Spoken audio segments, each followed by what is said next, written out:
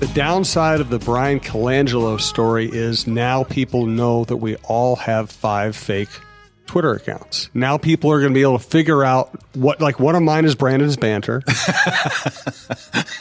Which is actually our producers. Sure, let's go with that. Okay. Our producers, yes, Yeah. Air quotes, absolutely. What's your favorite burner account? I don't have one, but I was really interested in this story because of how they figured out that Colangelo or his wife still Or his son. Okay. Somebody related to him had all of these, these supportive tweets coming back at his critics and all that sort of stuff. Just the technology that allowed somebody to connect all the dots to figure out which were the burner accounts for him was pretty spectacular. I just want to say definitively here now today on advice of my lawyer that Spielman's calf implants is not me. Okay, on Twitter. It is not me. Now I wonder, is there really one that is that? Well, there will be in 5 minutes. Right, exactly. He's Tim Yotter, or at least that's what we're calling him today. Viking Update, vikingupdate.com. I'm Jim Souhan from the Star Tribune. This is our Viking show on talknorth.com. It's the Viking Update show. You can subscribe to this show or any of the shows on the network individually, or you can subscribe to all the shows. We are happy to have you either way. Thanks to Twill in the Edina Galleria, twillmn.com, TWILL on Instagram. We'll tell you more about Twill a little bit. Scott Gaten's shop not far from here on France in the Edina Galleria. Also, Tony Hoaglund, your State Farm agent in Champlin, Hoaglund, who has a really cool app that we use a lot. I'll tell you more about that in a little bit. If you'd like to sponsor the show and reach our most popular show on the network, lots of listens, lots of Twitter impressions, lots of other social media impressions, very direct line to your your customers. You can reach me at jsouhan47@gmail.com. So let's get right to it. You were at practice yesterday. I wasn't. What's going on out there? Well, the main thing to me that's been really impressive is Kirk Cousins.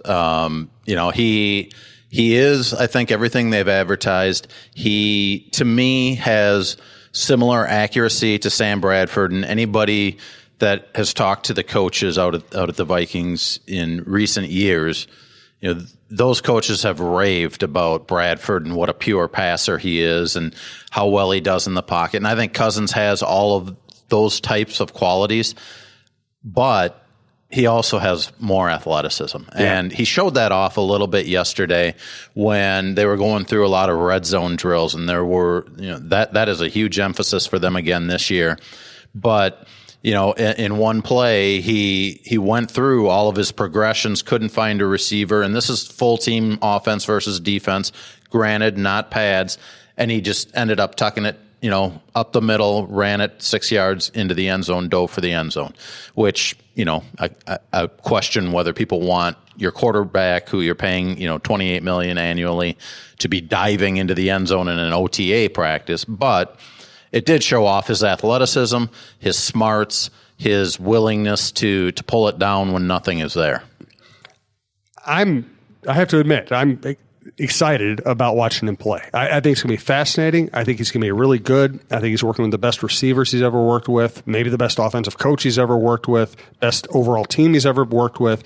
I still remember thinking of this possibility during Super Bowl week last year and thinking, okay, that would be intriguing. The more it has become him actually playing in purple has become a reality, the better I feel about this deal for this team. Yeah, and throughout the past few years, whether it was Teddy Bridgewater, Sam Bradford, or Case Keenum, all of the teammates, the offensive weapons always kind of had that supportive voice for those guys.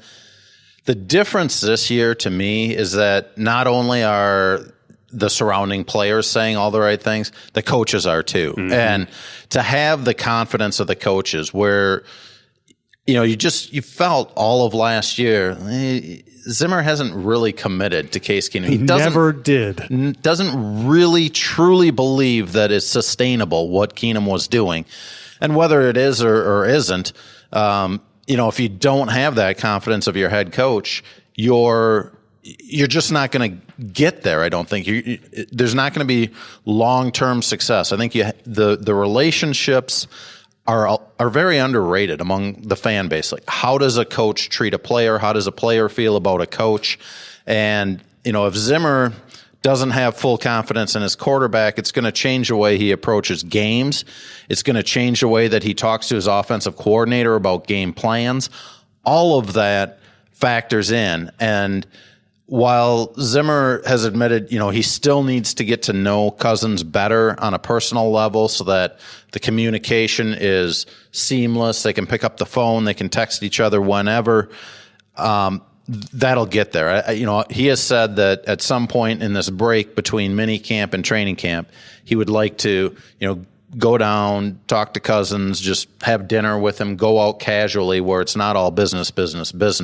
And I think that's an important part too. Just being able to feel like you can completely trust each other in the head coach quarterback relationship. And Zimmer drove a lot of fans crazy. Of course, I know I did too. Zimmer drove a lot of fans crazy last year just because he would never say, yep, Keenum's the guy. Absolutely, no doubt. He just never came out and said it. I never thought Keenum was the guy. And I give, I'm hard on Zimmer sometimes, but I give him credit for actually being honest about that. It would have been really easy to sell out and go, oh, yeah, we're all in, and whether he meant it or not. Right. I like the fact that Zimmer was honest about it. I like that, too. I just felt that the way that Keenum was rolling along toward, November, December, that at that point, you commit to him for the season. I mean, Why would you back away from a guy that had gotten you that many wins, that kind of got that offense to, I guess, have a bit of a swagger to it? Like, you may not have the NFL's best quarterback. You may not even have a top half of the NFL's best quarterback, but he's rolling right now. He's in a groove. And so I felt like at some point there should have been a bit more of a vote of confidence for him. Not that you have to say, this is a guy we're going to ride for 5 years, but I think it would have instilled a bit of confidence in Keenum too. But Zimmer kind of likes those I think psychology he thought that games. Keenum was. I also think he thought that here was Keenum playing well in the role of an underdog who nobody appreciated. Why would you change his mentality in the middle of a season? Yeah, and there is some truth to that because Keenum has been that guy that was, never counted on, always trying to prove something to somebody, and he had to continue to do that. Now, it's going to be really interesting and entertaining for me to follow along. How does he do in Denver? I mean, it's a whole different set of circumstances. I think he'll win about 6 or 7 games. Yeah, well, I would venture to say a little bit more, but having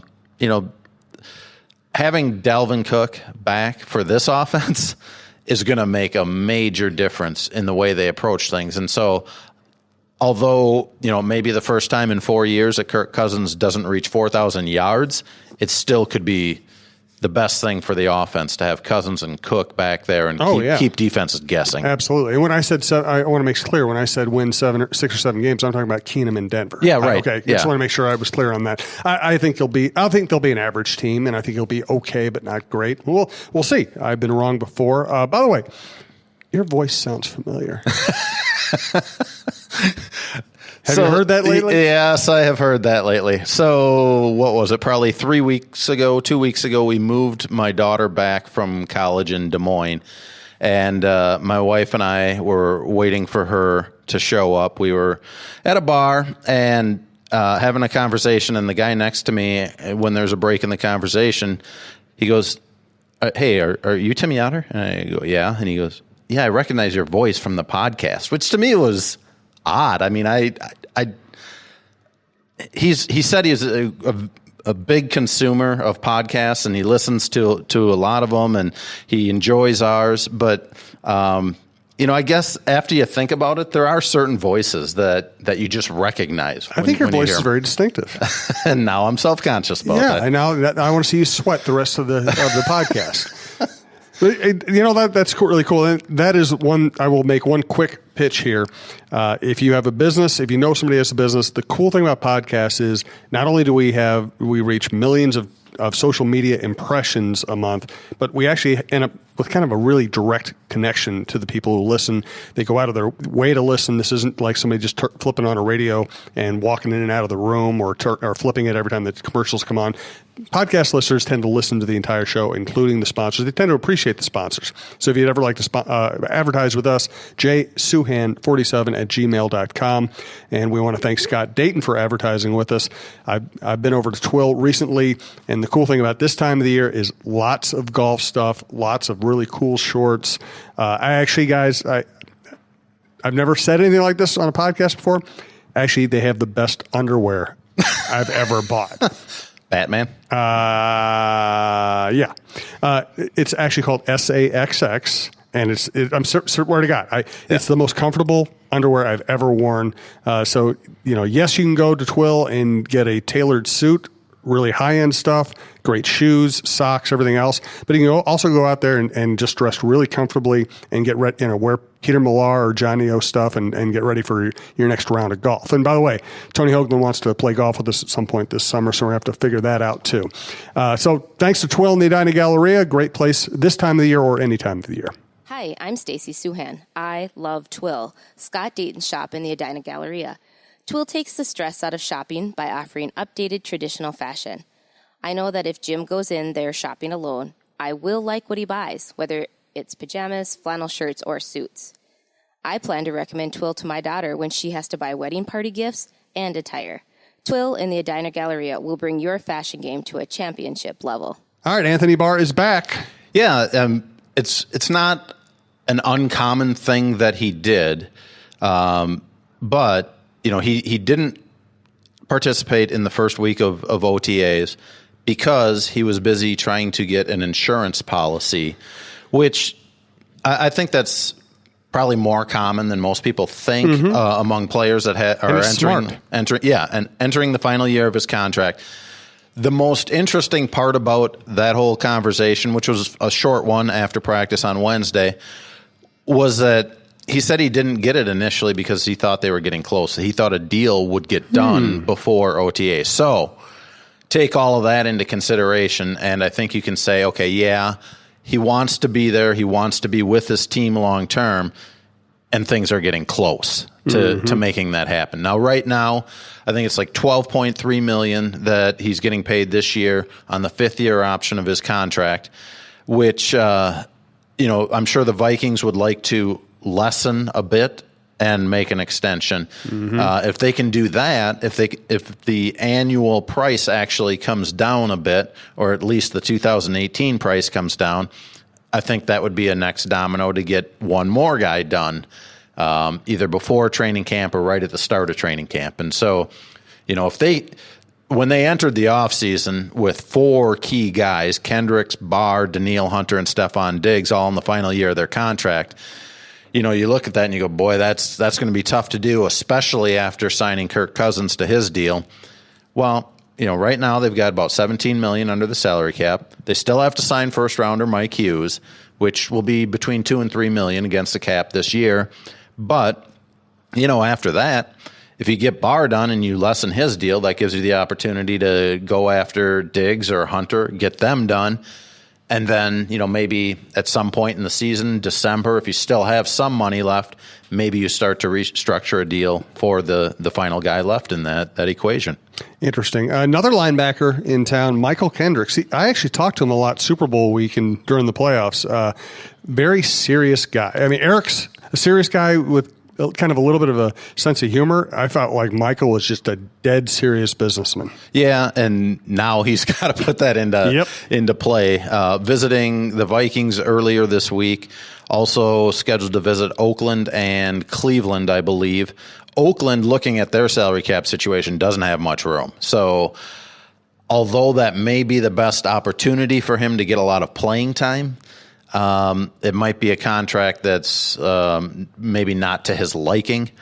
Cleveland has a ton of money, but does he want to go and play in Cleveland? That would be a big question for him. To me, the most interesting thing is that, he said he wants a situation where he's very involved. He can be a big part of the equation.